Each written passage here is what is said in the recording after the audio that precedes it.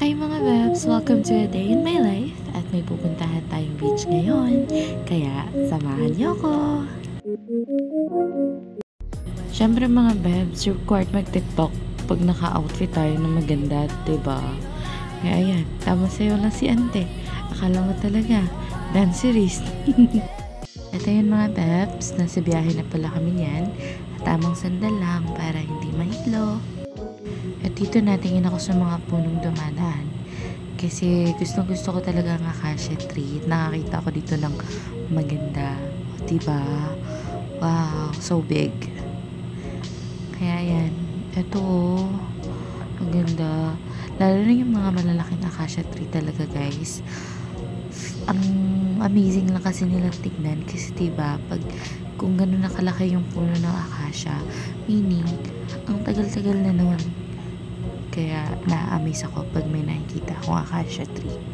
Dito guys, ang ganda talaga ng daan, as in. At alam nyo pa guys, yung kalsada dito, para kayong nakasakay sa roller coaster. Tapos ang ganda pa ng mountain view.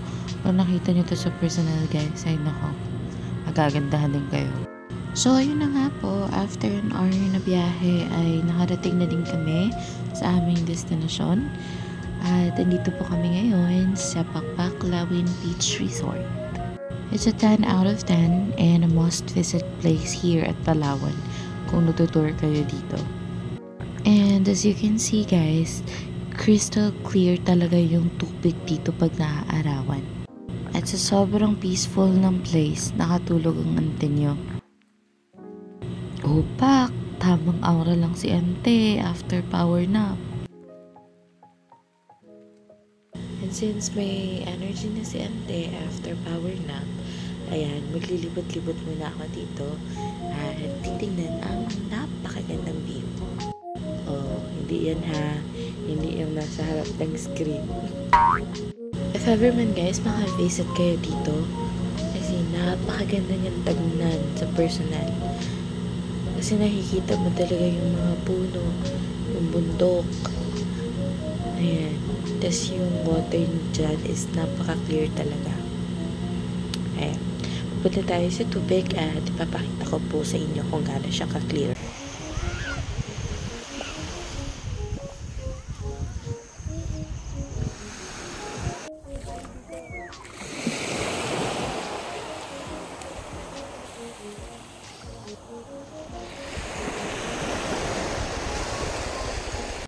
Hirap din pala talagang maging vlogger. O, sige.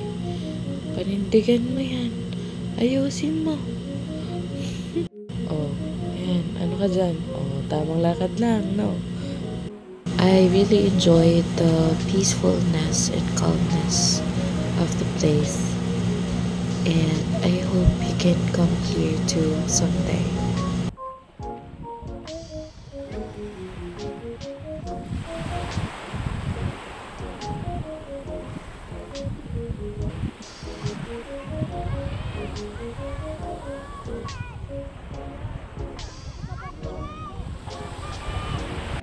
So, ayun, kain na. At ayan, shoutout nga pala at thank you sa dalawang manager ko na napakabait. At kay Sir Jojo na nag-take talaga ng time para dalhin kami sa napakagandang lugar na ito. Sila rin pala yung nagluto ng kinakain namin ngayon. At napakasarap ng bangus guys. Pakita ko sa inyo. Ayan o. Diba? Siksik sa laman. Tapos tamang kuha lang ng kamatis. Tapos isawsaw mo na sa toyo. O diba? Bites na. Kahit ganito kasimpleng pagkain lang, tsak na mabubusog ka.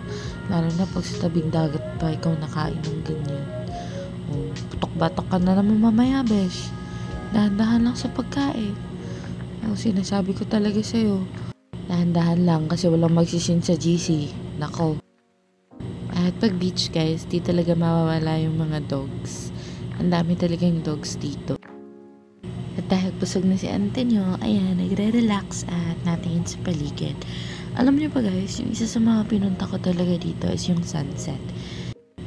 Kaya isa yun sa mga nilook forward ko talaga sa pag-visit ko sa place na to. Pero ng mga oras nito guys, naulan kasi at naambon na. Kaya na-lose yung hope ko na baka hindi ko na makita yung sunset. Dito nagbihis na pala ako kasi gusto kong maligo. Kasi naiinitan ako sa suot ko ba.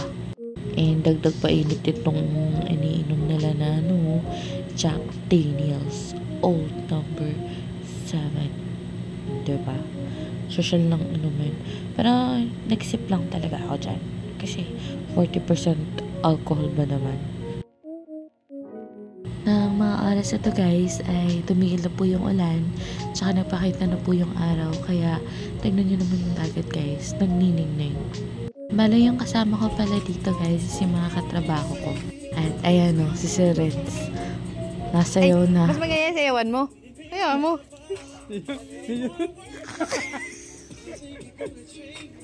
Lens, parang ano sang... Ay, parang tang...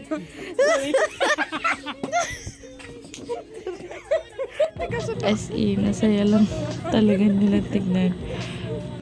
Tapos, ito rin si Sergio. Sasayaw din yan. O, ano? Babelo pa yan. Asa na yun? Ay, snapping mo kanina.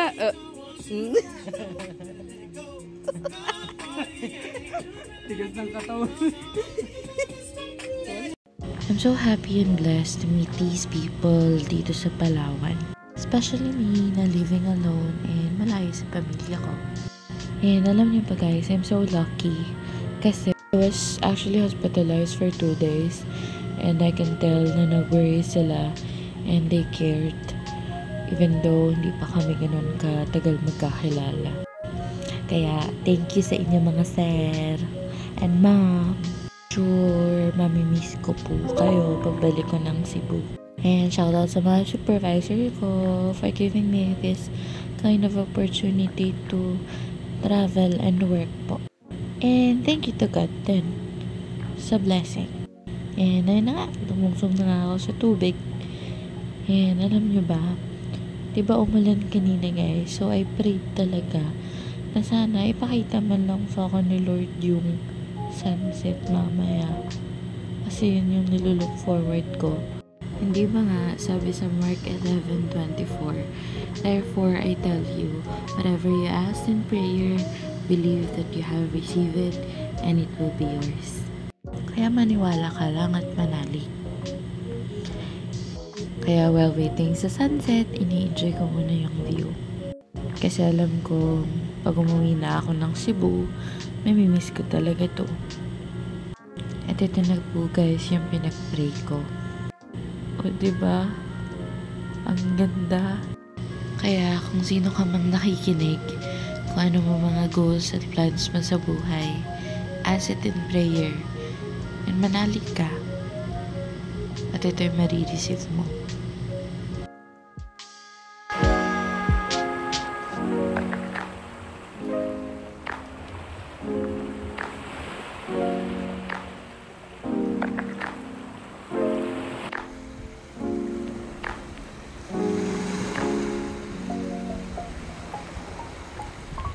At hindi na po talaga nakapagpigil ang person dito guys. Naiyak na po talaga ako sa sobrang ganda ng view. At sa sobrang galing at amazing ni Lord na mamahala sa buhay ko. Oh, ikaw na nanonood dyan. Wala naman kabigat yung nararamdaman mo ngayon. Pag-pray mo lang yan, makikinig sa Lord sa'yo.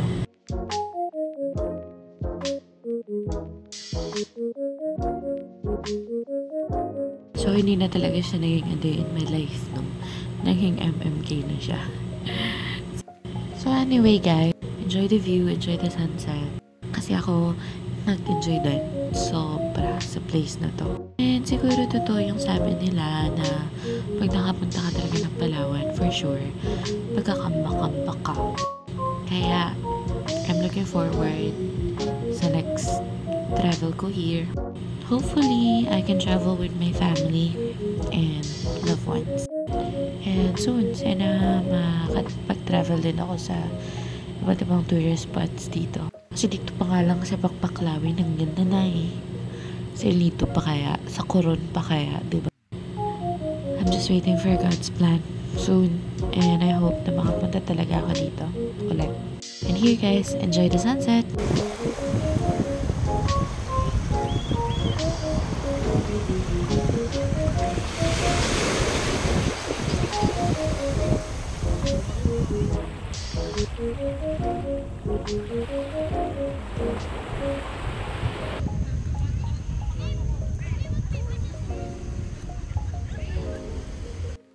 Tuluyan na nga talagang lumubog yung araw. Napakaganda talaga ng lugar na to.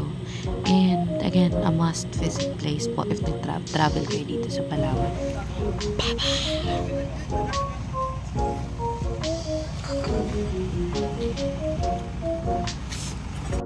At ayan po, umuwi na po kami and worth it talaga yung travel.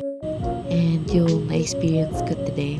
Special thanks talaga kay Sir Jo, kay Sir Ray, kay Sir Renz, at saka sa kanyang future wifey. And also, a big thanks din sa mga iba ko pang colleagues na hindi man nakasama ngayon. Sana makasama ko kayo mag-outing next time. And ayun na, dito nagtatapos ang ating A Day in My Life. See us again soon!